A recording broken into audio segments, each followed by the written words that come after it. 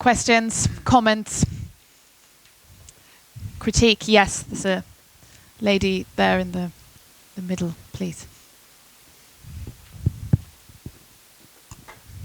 Thank you. We heard more about China than Europe.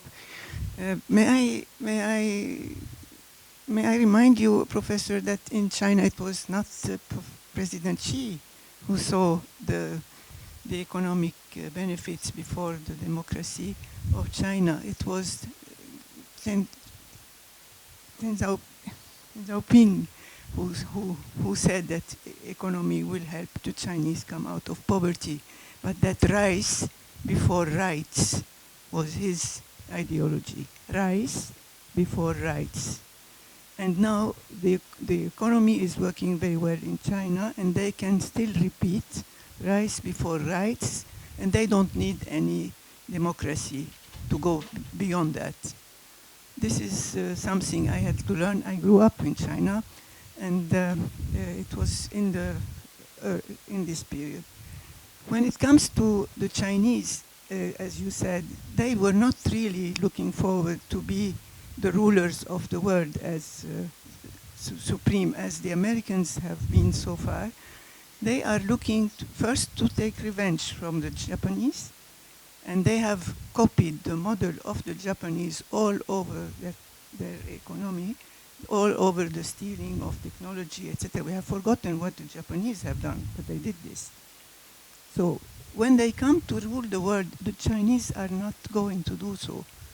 And they will not democratize either. All they want is a survival kit. They want to maintain their power and to survive. They are billions, and they are not going to diminish. And they have absolutely no ambition to take over the role of the US.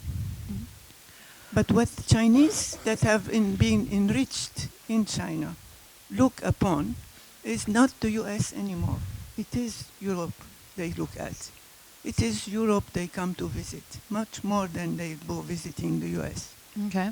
Because of the magnet that Europe has done so far. What we have done in Europe has been the miracle.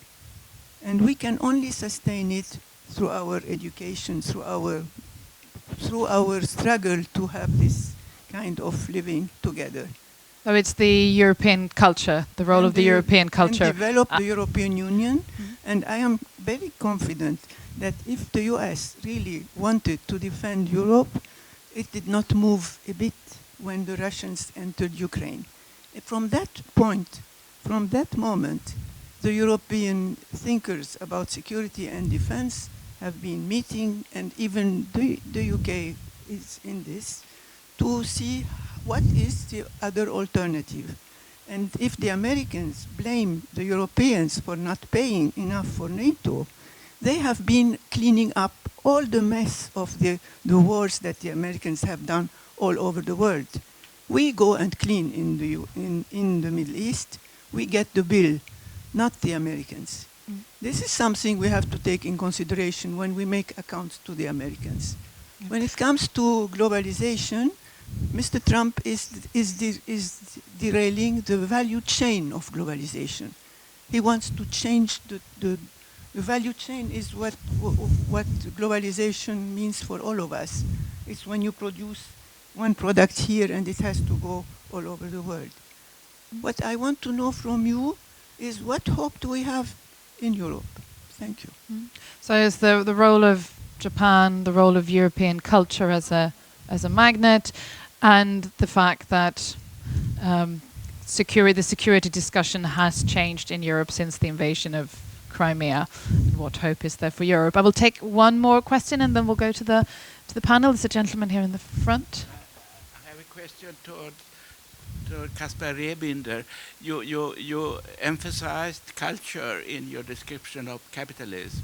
But why don't you then see the problems with culture when it comes people, low-educated people from collectivist cultures to Sweden, to Germany, and so forth? Why didn't you see the problem of civilization collision? It seems that you didn't didn't take attention to that problem, which was brought by our professor.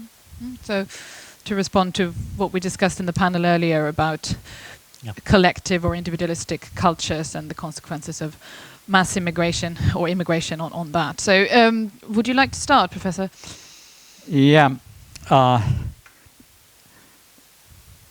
You are right in reminding us that the man who is responsible for the rise of China was Deng Xiaoping. And Xi Jinping now is the current ruler. And in a way, he tries to contain the creeping capitalism in China and thereby possibly endanger it. Possibly. So Deng, I think, is a person whom I admire. Xi Jinping is a person about whom I feel at best ambivalent, at best. Of course, there is a major difference between Chinese and Western civilizations. I would express it somewhat differently from the way you did it. I would say the difference between Chinese and Western civilization is, the main difference is that China always tried to be a meritocracy. To some degree it succeeded, but to some degree, like the West tried to be individualistic, to some degree we succeeded, but only to some degree. It's a very imperfect individualism in our case, and it's very imperfect meritocracy in China, but that the ideal is different there and here. And the Chinese always accepted hierarchy, whereas individualism in Europe always meant that criticism of hierarchy is in principle legitimate, whereas in China, criticism of hierarchy is in principle suspicious. So there is some difference between that civilization and our civilization. And that's one reason why I think the West should stay united. That is the North American wing and the Western wing, the European wing. And that's why I'm not so much a friend of European unity as I would be of Atlantic unity, in order to slow the rise of China. You said that China has no ambition to rule the world. This may be true, and you probably base your point of view on the reading of Chinese history, and then your argument is quite plausible. I would argue somewhat differently and say, if you have the means for hegemony, the appetite comes naturally. And you see, currently the Chinese economy is about 125% of the size of the American one. In 20 years, if we extrapolate current trends, it might become twice as strong economically as the United States. And if we don't go for Atlantic unity, I think at the very latest then, the Chinese will develop an appetite for hegemony. They would need to be saints. And I'm an agnostic. I don't believe in the saintliness of human beings. The Chinese would need to be saints if they would not go for hegemony someday. That's why I disagree with you, and no amount of reading of the Chinese past could persuade me of the saintliness of the Chinese, because no one can persuade me of the saintliness of human beings. Concerning Europe and Russia, I think I've given a short answer and I don't have the time for a longer one. Concerning Russia and the Ukraine, here I have a point of view which American IR scholars would call a realist. And the realist point of view is that Russia is a declining great power. It's still number 2 in concerning nuclear weapons, but it's a declining power. It has about 1/7 or 1/8 of the economic size of China or the United States. And it's unlikely to remain as strong as it currently is compared to the US or compared to China in the next decade or in 2 decades in the future. And a declining power does not need to be contained. If the West goes for the defense of the Ukraine, and let's even imagine we succeed, you should even consider and calculate the risks coming from success. And the risk from success would be if the Ukraine becomes part of a united West and Russia becomes a satellite and a client state of a rising China, we are losing.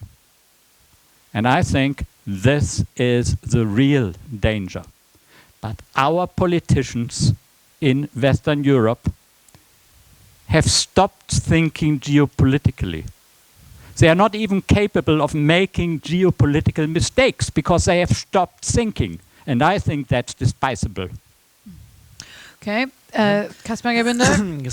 So how come I acknowledge the role of culture in the rise of capitalism and acknowledge the threat of culture to capitalism in Europe, but not acknowledge the problem of culture in immigration, as the gentleman asked?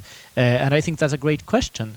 And I would argue that the role of culture in immigration as well is to be taken very, very seriously. But culture is impressively resilient.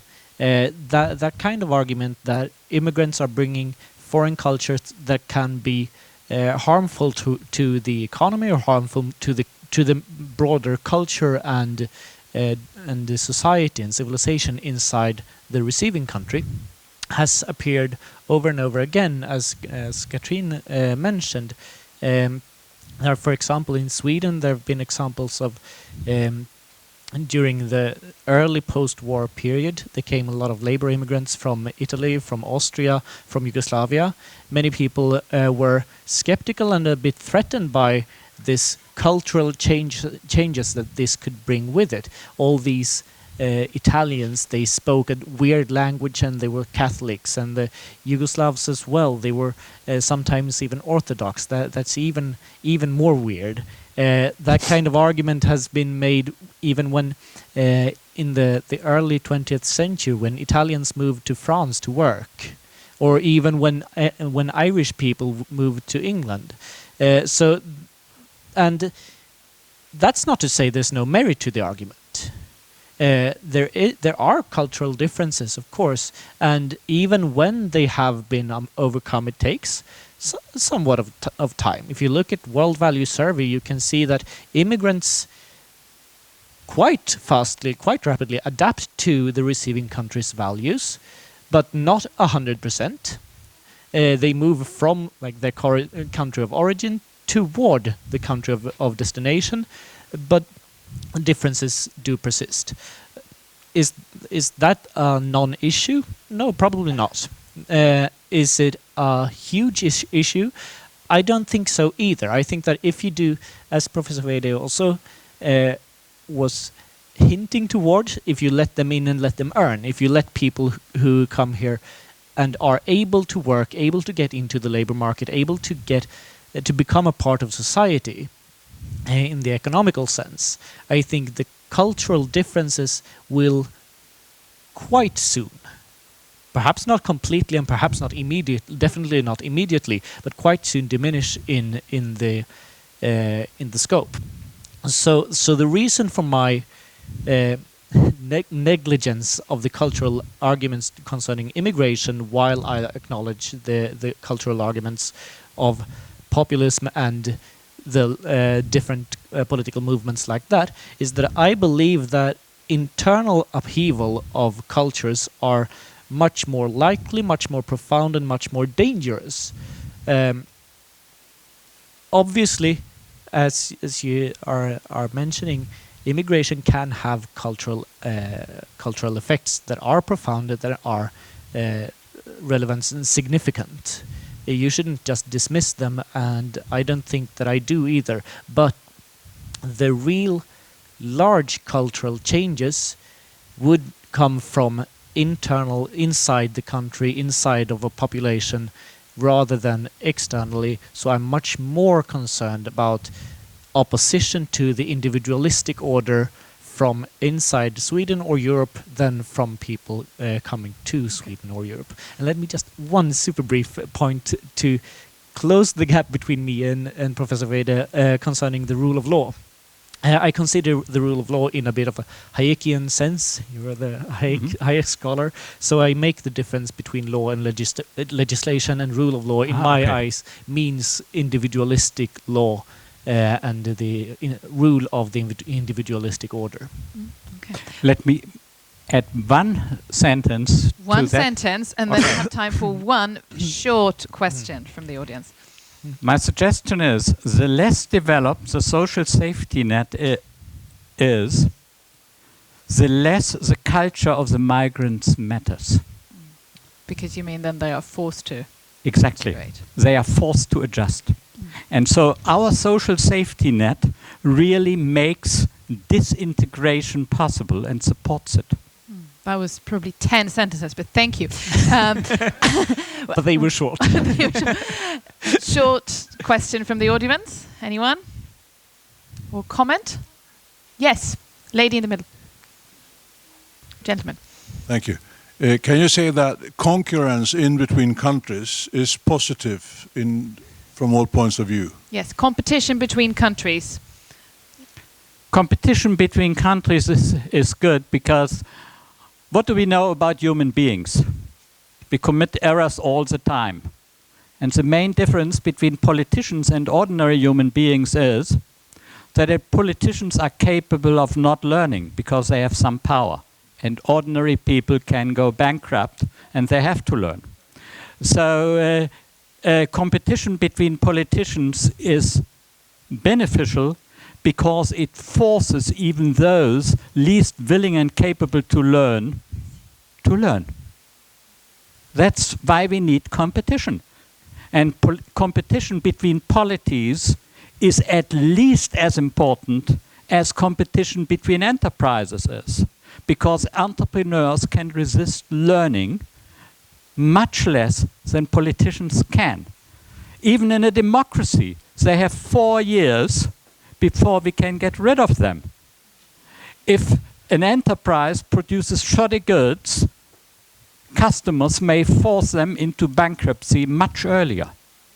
And that's why I'm much more in favor of capitalism than of democracy. I'm not against democracy because I cannot think of anything better. But I'm much less satisfied with democracy than I am with capitalism, because capitalism works more perfectly than democracy does.